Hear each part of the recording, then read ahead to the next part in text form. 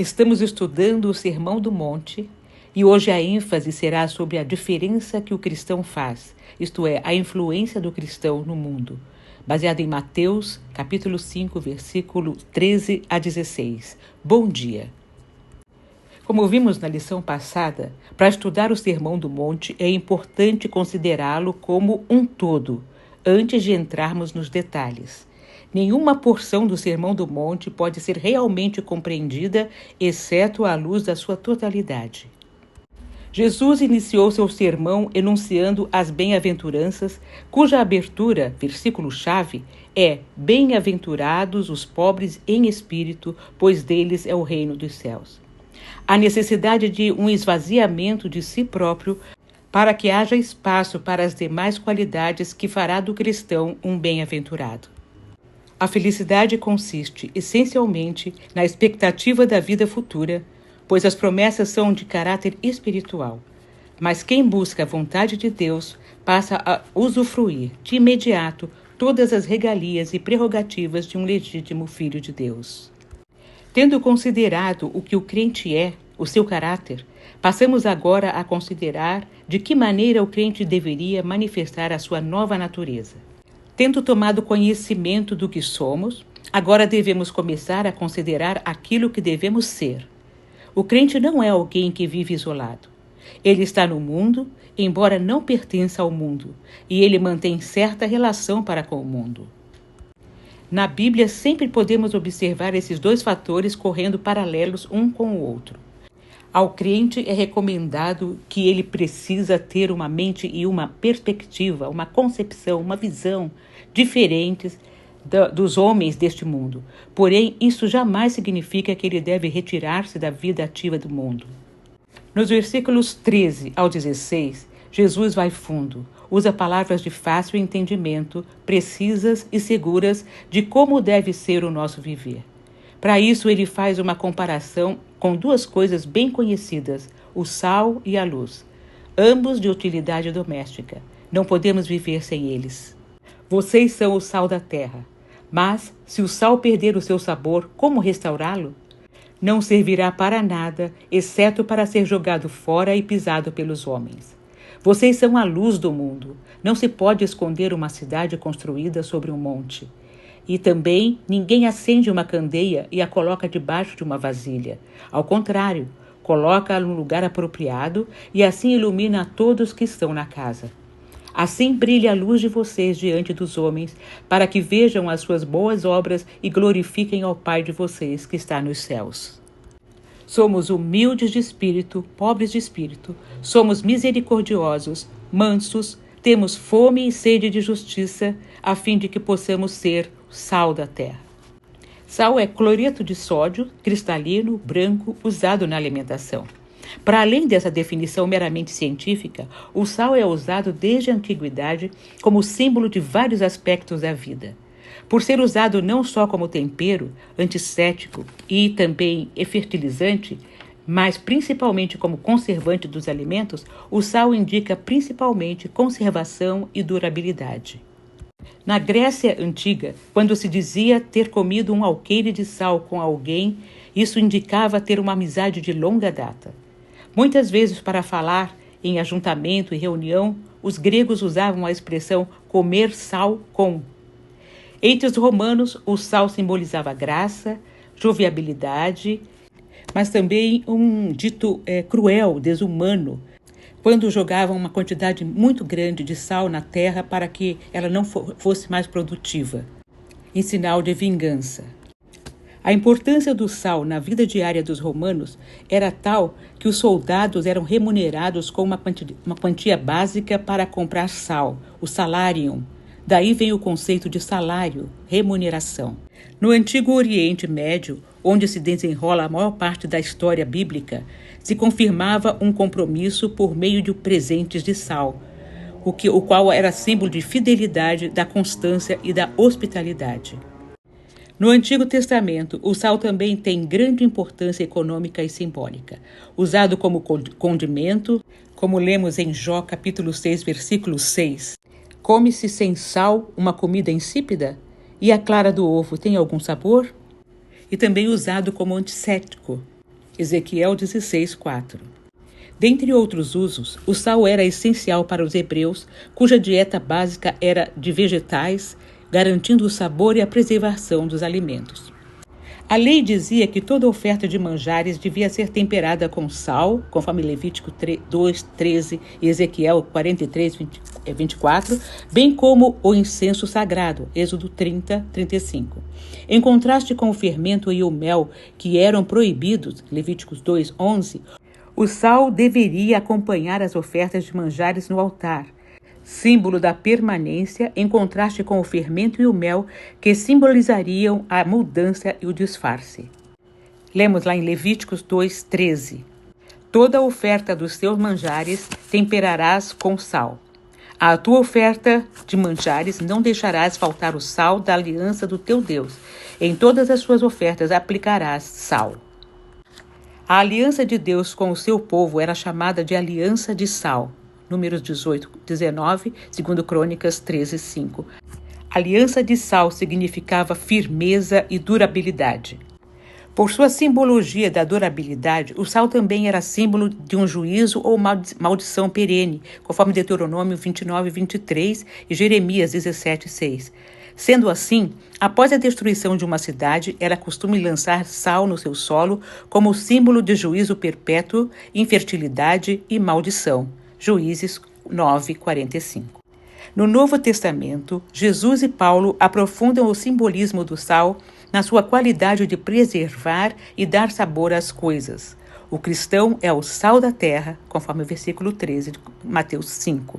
Portanto, deve ser sal em si mesmo e paz com todos, tendo sempre uma boa palavra temperada com sal. Colossenses 4:6a. O sal é bom, mas se ele perder o sabor, como restaurá-lo? Não serve nem para o solo, nem para adubo. É jogado fora. Lucas 14:34 e 35. A história da igreja mostra que os cristãos começaram como uma comunidade pequena, sem poder e influência, e, no decorrer do tempo, passou a salgar a sociedade na política, nas artes, nas ciências. Porém, muitas vezes, a presença da igreja na sociedade foi quantitativa e não qualitativa, havendo, na realidade, uma danificação do sal.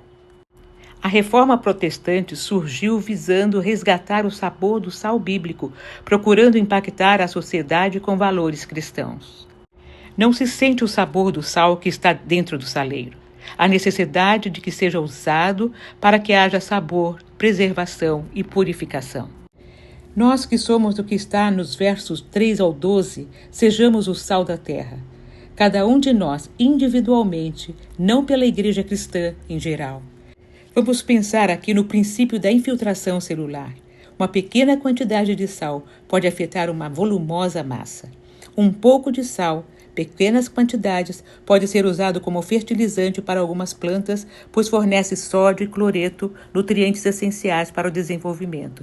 No entanto, o uso excessivo de sal pode ser prejudicial, levando à salinização do solo e causando danos às plantas. A grande esperança da sociedade atual consiste em um número cada vez maior de crentes individuais. Que Deus desperte em nós o dom que nos deu, tornando-nos pessoas tais que verdadeiramente sejamos semelhantes ao seu próprio Filho, influenciando a todos quantos entrarem em contato conosco. Vós sois a luz do mundo.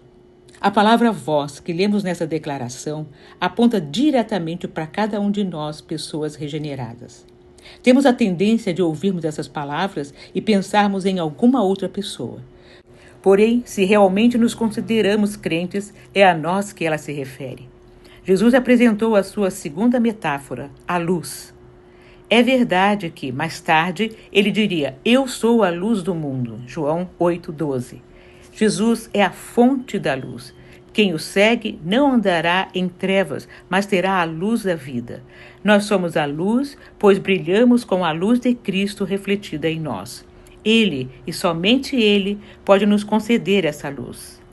Tiago 1,17 diz que Deus é o Pai das luzes. Uma lâmpada não tem luz própria, ela reflete a energia que lhe chega. Em João 14:16, lemos que o resultado da vinda do Espírito Santo será este: meu Pai e eu viremos residir em vós, e nós estaremos em vós e vós em nós. Deus, o Pai das luzes, é a luz que está em nós. Ele está em nós e nós estamos nele. E é precisamente por esse motivo que pode ser dito a respeito dos crentes: vós sois a luz do mundo. Jesus, de maneira intencional, mencionou antes de luz do mundo o sal da terra. É que devemos ser algo antes de começarmos a agir como algo. Como é que o crente pode demonstrar que efetivamente é a luz do mundo? Tudo se resume a uma pergunta simples: qual é o efeito da luz? O que a luz realmente faz? É evidente que a primeira coisa que a luz faz é dissipar as trevas. Lemos em Efésios 5:13, mas tudo o que é exposto pela luz torna-se visível, pois a luz torna visíveis todas as coisas. Por isso é que foi dito: desperta, ó tu que dormes, levanta-te dentre os mortos, e Cristo resplandecerá sobre ti. O crente é a luz do mundo simplesmente por ser regenerado. Ele vive diferente, e isso faz com que outras pessoas comecem a pensar, a analisar e a sentir-se até envergonhadas. Muitos crentes nem mais precisam falar, somente pelo fato de serem quem são, levam pessoas a repensarem seus costumes e mudarem suas atitudes. Jesus esclarece que essa luz são as nossas boas obras. Enquanto o sal fica escondido, mas pode ser sentido, a luz é para ser vista. Não se sente a luz, mas se vê. O mundo, as pessoas, estão olhando para nós. E o texto continua dizendo: não acendemos uma lâmpada e a escondemos, ela sempre fica em lugar de destaque. Não se coloca uma lâmpada debaixo de um alqueire, mas um velador. Alqueire era um cesto usado para medir secos, e o vasilhame de barro que servia para medir cereais também era chamado de alqueire. Podemos traduzir para a nossa forma de falar: não se liga a lâmpada do quarto e a coloca debaixo da cama, mas no lustre, um lugar de destaque para iluminar todo o ambiente. Baseados nisso, o que faremos? O sal tem que manter sua salinidade para poder agir positivamente. O que temos visto é que muitos cristãos estão perdendo essa salinidade e se contaminando com o mundo. A luz que brilhamos diante das pessoas é o reflexo de Cristo em nossa vida, e isso se manifesta por meio de nossas obras. Não somos salvos pelas obras, mas elas são resultados de uma fé compromissada e vivida. Se o sal em nós perder o sabor, o valor, a nossa luz acaba se transformando em trevas. O sal evita a deterioração, a luz ilumina as trevas. Ambos influenciam tanto o paladar como a visão. Nossa influência no mundo depende do nosso caráter cristão, cujos princípios estão bem claros nas bem-aventuranças, como vimos no estudo anterior. O cristianismo é para ser visto. Jesus encerra sua aula dizendo: assim brilhe também a vossa luz diante dos homens.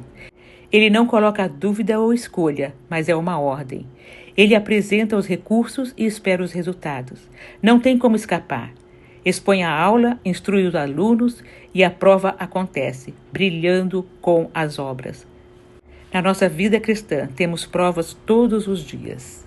Outro detalhe é que o brilho que transmitimos com o nosso comportamento não é para nos colocar no trono para as demais pessoas nos reverenciarem, mas a glória é única e exclusivamente do Senhor.